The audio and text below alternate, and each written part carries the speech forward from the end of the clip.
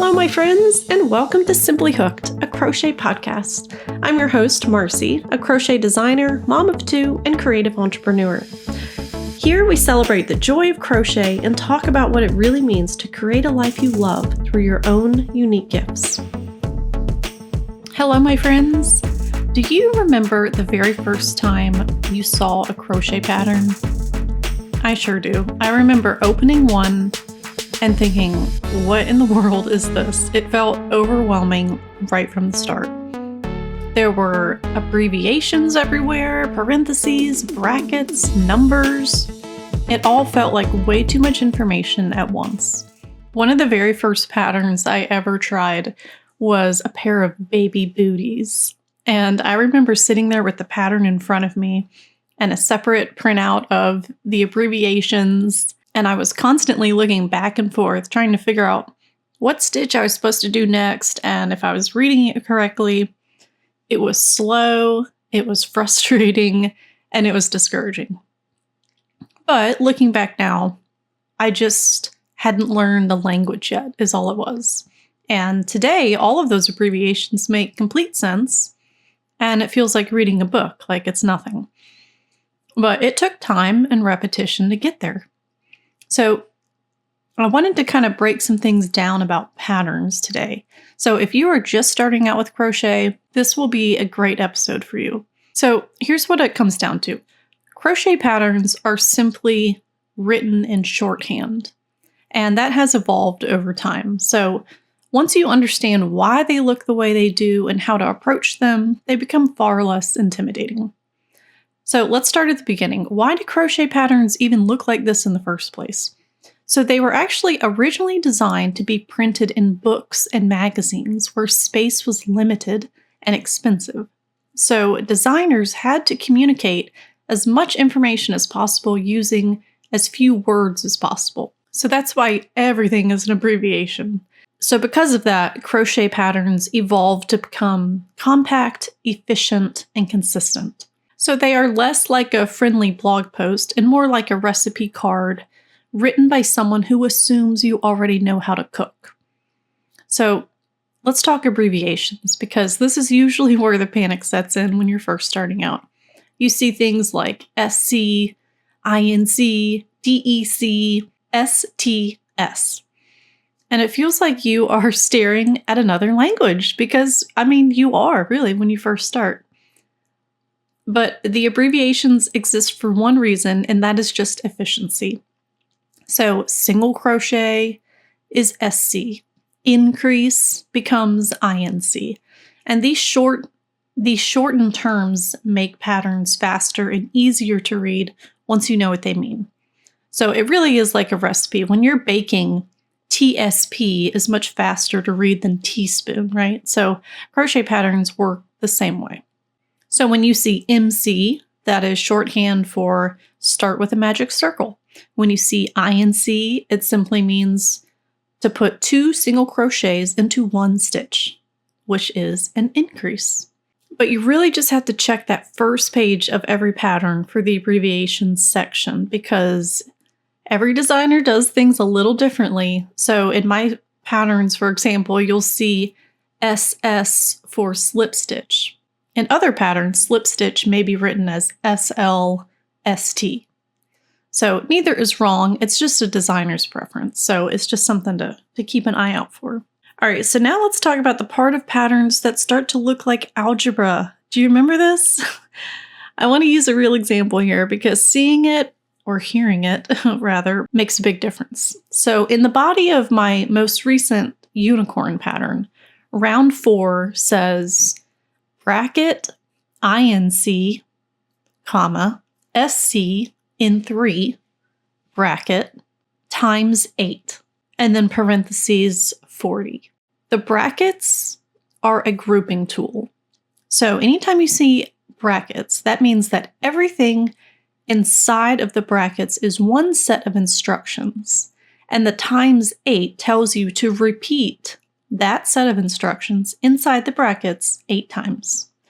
And the number of stitches that you should end up with at the end of that round is 40. That's the number in parentheses.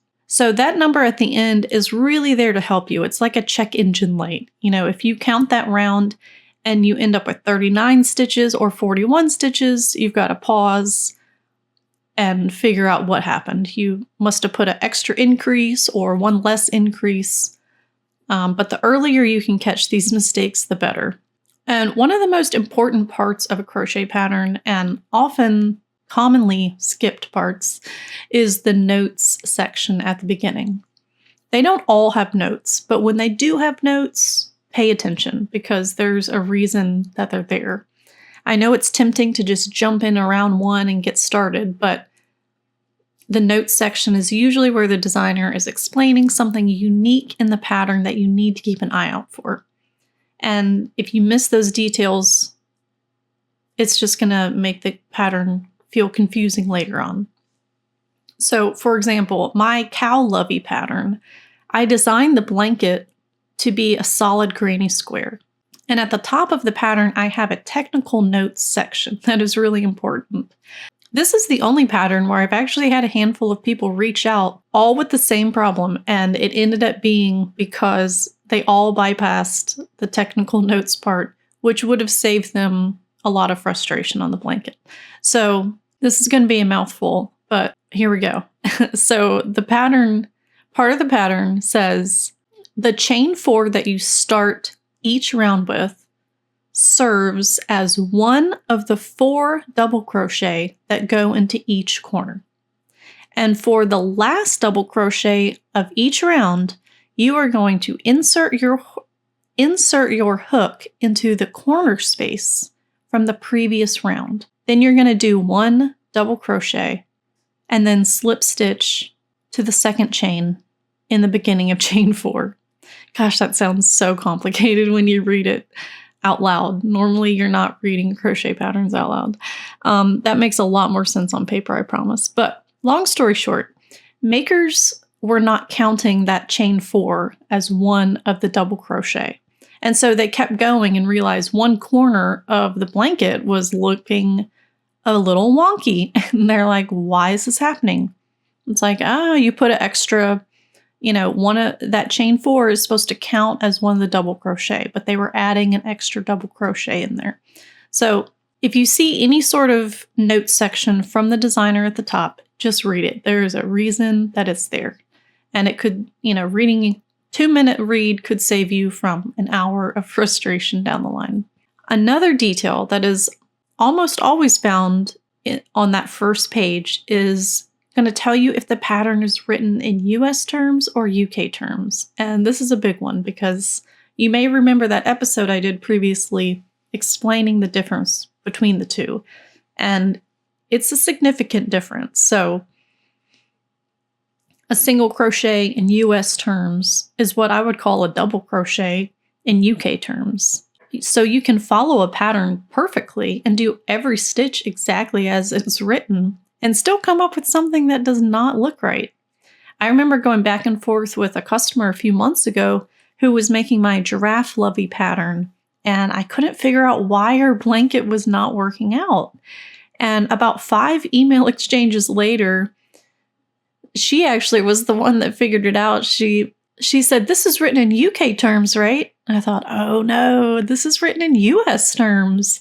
And I had not indicated that on the pattern. So ever since that happened, I've been adding that to my first page of patterns. So once you know to check for that, you can also avoid a lot of unnecessary frustration.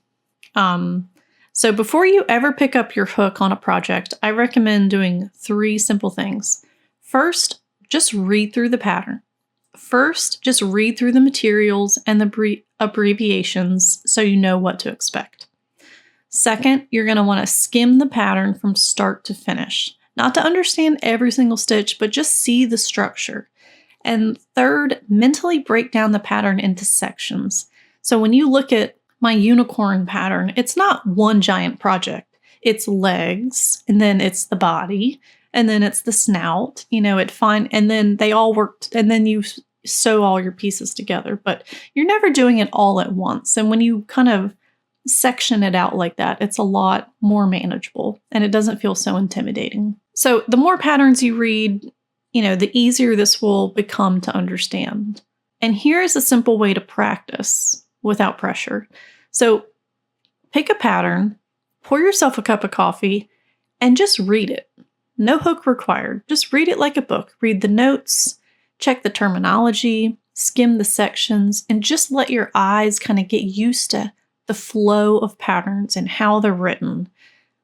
And just remember, you are learning a new language, and like learning any new language, fluency comes with time. So hang in there. You're doing awesome. That is it for today. I hope that this was helpful. And one quick note also, to anyone that has ever purchased a pattern from me on my website before today, this weekend I updated my digital delivery system, which means all of the previous download links no longer work. And this new app that I installed on my website emailed all of my previous customers with a new link. So the way the email came across, it may have looked spammy or weird. I know I had a few people reach out like, I didn't buy a pattern today. Why is it sending me this? So that is why. If you got an email from me with a link, but you haven't bought a pattern in a year, that is why. So it's just a fresh link so that you don't lose access to the pattern. And I got to tell you, the reason I decided to do this is because I am building out a Simply Hooked pattern vault. I want to give you access to my entire library of patterns, which is almost 100 designs, plus every future pattern that I release forever, all for one fixed price. So instead of buying patterns one by one, you can make a single investment up front and save, at this point, at least 30% compared to purchasing them individually. And then the best part is that the value just keeps growing because the more patterns I add to the vault, your savings increases automatically. So everything will be neatly organized and stored in your own online portal.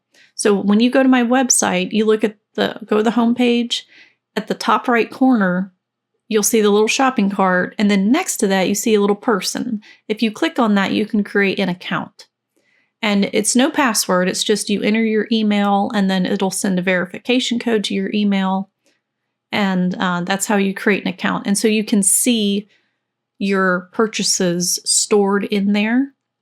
And if you purchase the pattern vault, which will be available soon, it's not there yet. If you purchase that, you will be able to log in and see all of the patterns stored, organized by, farm animals, ocean animals, cup cozies. I'm going to have that all lined up for you. But also, it's not going to be just patterns. I'm going to be including resources like my new Craft Market Prep Bundle and my pattern design template and a few other digital products that I'm working on, which will include an amigurumi accessories bundle and an embroidery guide. Both of those are coming soon, so keep an eye out for that. All right, friends, that is it for this week. Please visit marcymade.co to browse my patterns and check the link in my show notes to join my community on School. I hope you all have a wonderful day, and I will see you next week.